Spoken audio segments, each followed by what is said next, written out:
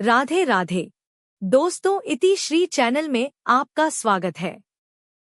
27 अक्टूबर को छठ महापर्व का तीसरा दिन है, जो बहुत ही खास होता है।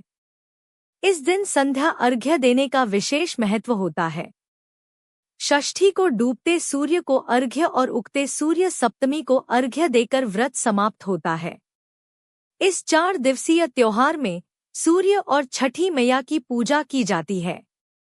आज लोक आस्था का महापर्व छठ है।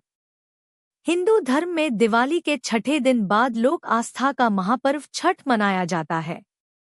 छठ महापर्व 4 दिनों तक चलता है, जिसमें पहले दिन नहाय खाए, दूसरे दिन खरना, तीसरे दिन संध्या अर्घ्य और चौथे दिन उगते हुए सूर्य को अर्घ्य देकर समापन होता है।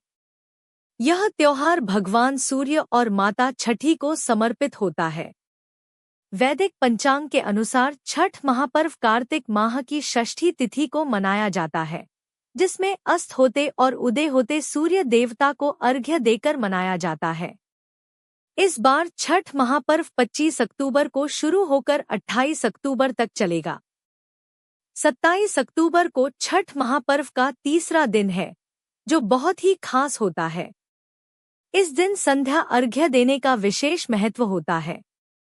षष्ठी को डूबते सूर्य को अर्घ्य और उगते सूर्य सप्तमी को अर्घ्य देकर व्रत समाप्त होता है। इस 4 दिवसीय त्योहार में सूर्य और छठी मैया की पूजा की जाती है।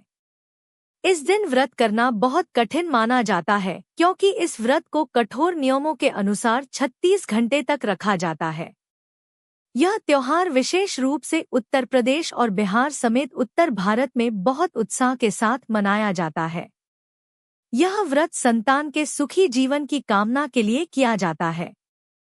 छठ पर्व में मुख्य सूर्य देव को अर्घ्य देने का सबसे ज्यादा महत्व माना गया है। आइए जानते हैं छठ पूजा की अर्घ्य का समय और पारण समय क्या है। छठ पूजा 2025 तिथि।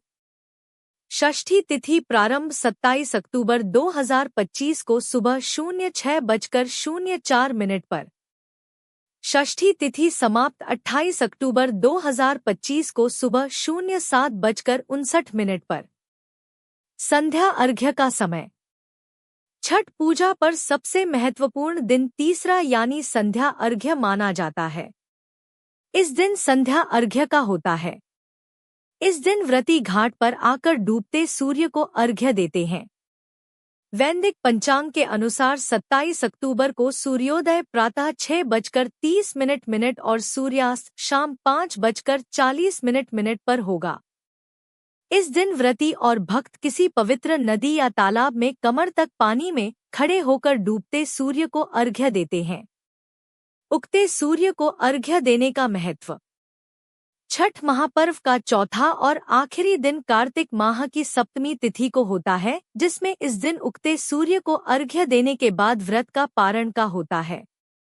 28 अक्टूबर 2025 को उगते सूर्य को अर्घ्य दिया जाएगा। इसके बाद ही 36 घंटे का व्रत समाप्त होता है। अर्घ्य देने के बाद व्रती प्रसाद का सेवन करके व्रत का पारण करती है। छठ व्रत पूजा विधि। छठ पूजा के लिए 2 बड़े बांस की टोकरी लें, जिन्हें पथिया और सूप के नाम से जाना जाता है। इसके साथ ही डगरी, पोनिया, ढाकन, कलश, पुखार, सरवा भी जरूर रख लें। बांस की टोकरी में भगवान सूर्य देव को अर्पित करने वाला भोग रखा जाता है, जिनमें ठेकुआ, मखान, अक्षत, भुसवा, सुपारी, अंकुरी, गन्ना आदि चीजें शामिल हैं। इसके अलावा टोकरी में 5 प्रकार के फल जैसे शरीफा, नारियल, केला, नाशपाती और डाब, बड़ा वाला नींबू रखा जाता है। इसके साथ ही टोकरी में पंचमेर यानी 5 रंग की मिठाई रखी जाती है। जिन टोकरी में आप छठ पूजा के लिए प्रसाद रखा रहे हैं, उन पर सिंदूर और पिठार जरूर लगा लें। छठ के पहले दिन डूबते हुए सूर्य को अर्घ्य दिया जाता है, जिसे संध्या अर्घ्य के नाम से जाना जाता है। इस दिन भगवान सूर्य देव को अर्घ्य देने के लिए बांस या पीतल की टोकरी या सूप का उपयोग करना चाहिए।